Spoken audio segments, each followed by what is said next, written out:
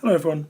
In this video I'm going to talk about the sliding filament theory of muscle contraction. Now this is almost like a part 2, if you like, to a video that I did on muscle structure. So I've talked about the structure of skeletal muscle and more importantly those individual muscle fibres called the myofibrils, and I said that those myofibrils are made up of actin and myosin filaments. So before we get into the detail of that, I need to just redraw what I had at the end of that video essentially. I said that skeletal muscle was made up of, if we go down to the very sort of microscopic structures, made up of what we call myosin filaments. Just a very quick sketch here. So these big, thick red filaments that I'm drawing here,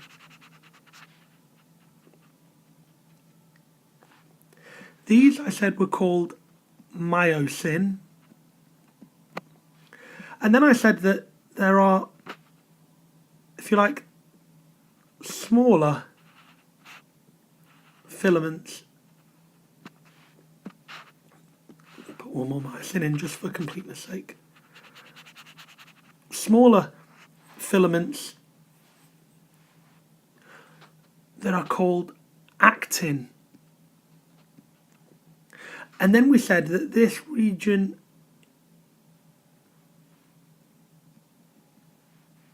here essentially is what's known as a sarcomere. So we said that in skeletal muscle we had sarcomeres, and along with the sarcomeres in those muscle fibres had scattered nuclei, and they make up what we know as our muscle cells, and they make up together, collectively, all these myofibrils and muscle fibres make up what's called a muscle fascicule, which make up the fundamental structure of skeletal muscle. So we had these thick myosin filaments and thinner actin filaments, and it's called the sliding filament theory of muscle contraction because when muscles contract, we imagine, from a very simplistic point of view, I'll just draw this in, we imagine that those myosin filaments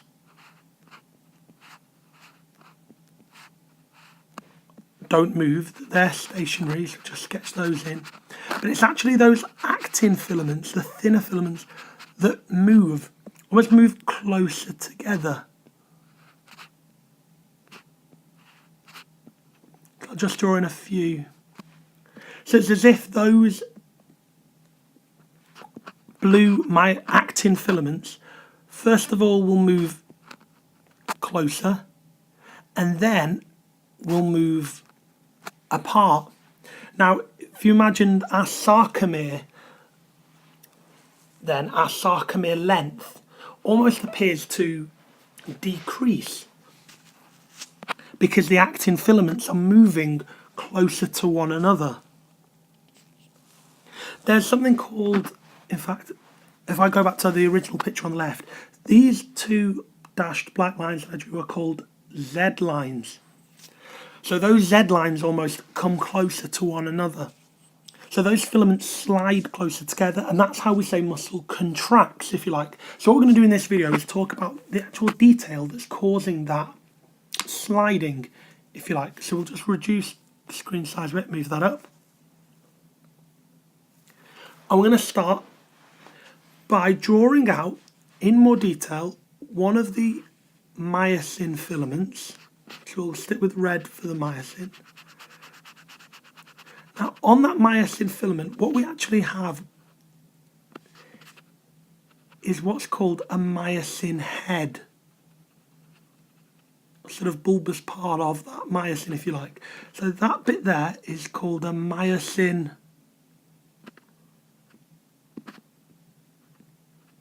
head.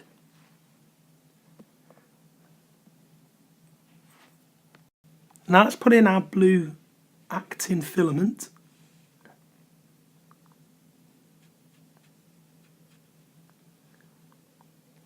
We've got our blue actin filament here. And in the other video I said that around that actin filament you have something called, in fact we'll draw this much thicker to make it a bit clearer.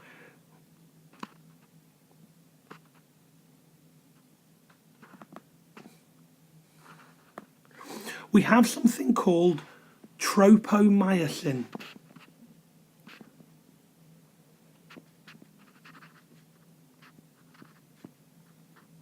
And scattered along that tropomyosin, what we have are what are called troponin complexes. We'll just put them in here in lighter pink.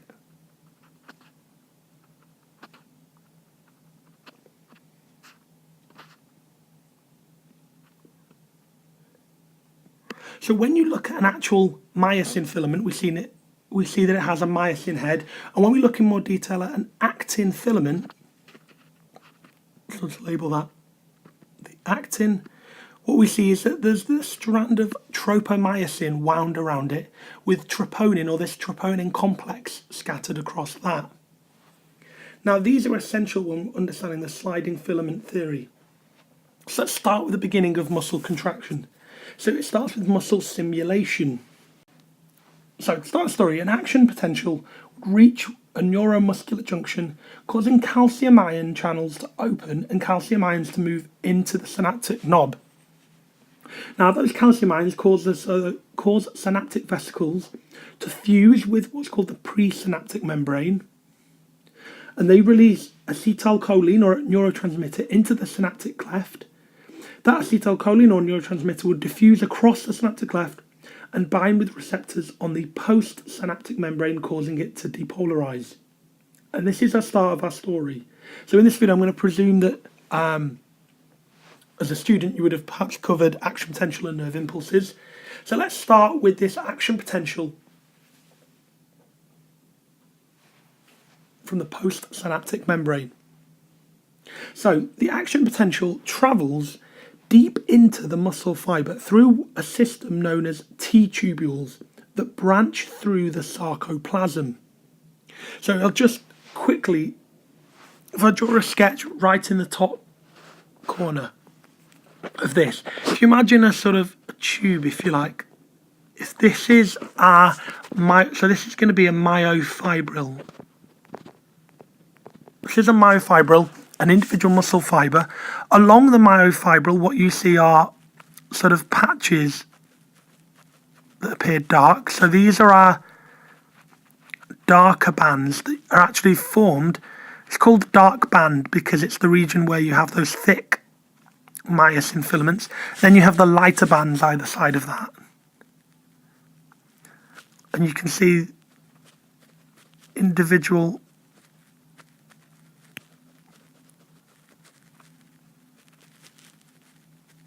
filaments. So this would be a cross section of a muscle fibre. Those individual filaments would appear as little dots, if you like, of actin and myosin there. Now around the outside of this muscle fibre, this myofibril, this part here, that would be our cell membrane, if you like, and it's called the sarcolemma. And inside, like almost the cytoplasm, if you like, that's called the sarcoplasm. So that's what we're referring to at the moment just here. So within that structure of the myofibril. So the action potential travels deep into the muscle fibre through T-tubules that branch through that sarcoplasm, through the region around those actin and myosin filaments. The tubules are in contact with endoplasmic reticulum of the muscle fibre. So those have a name called sarcoplasmic reticulum.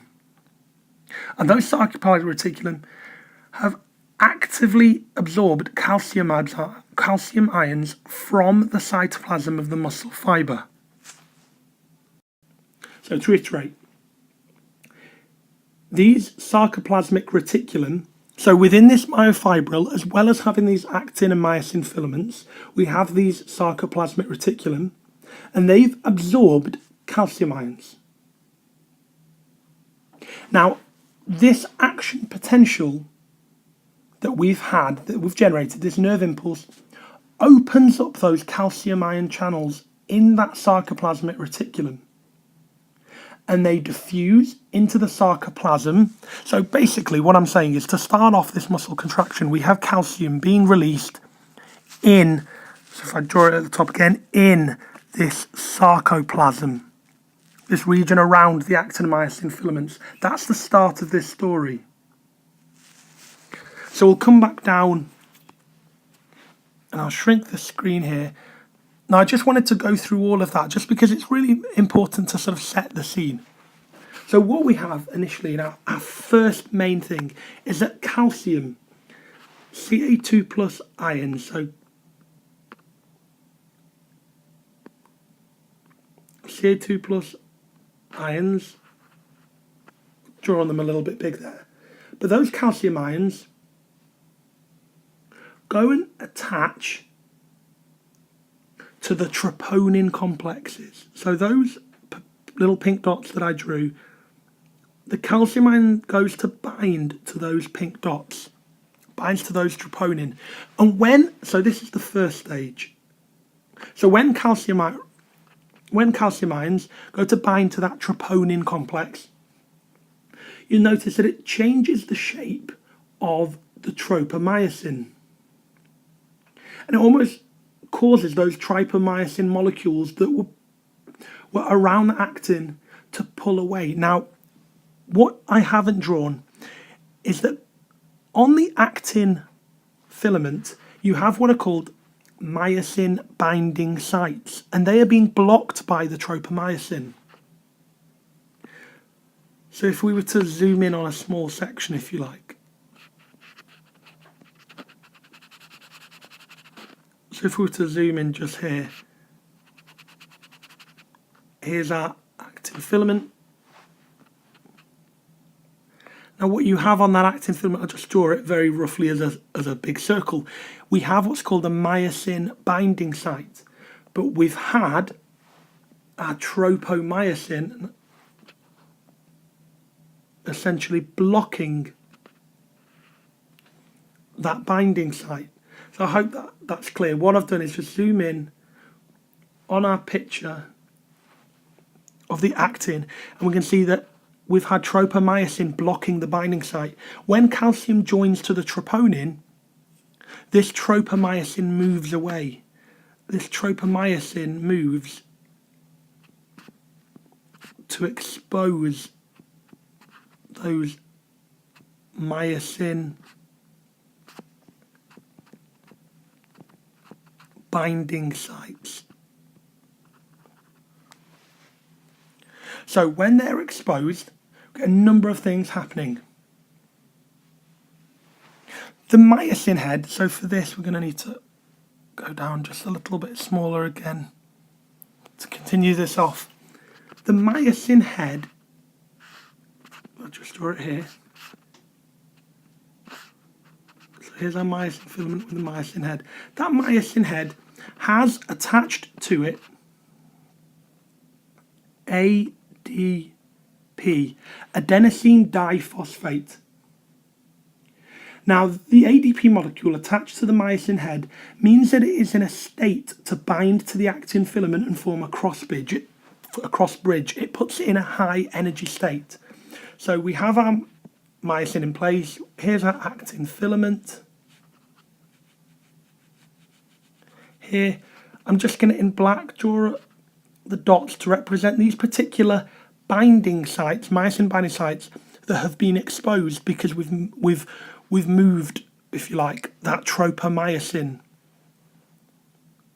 So we have a binding site exposed, and what happens is that myosin head will go and bind at a myosin binding site on the actin filament.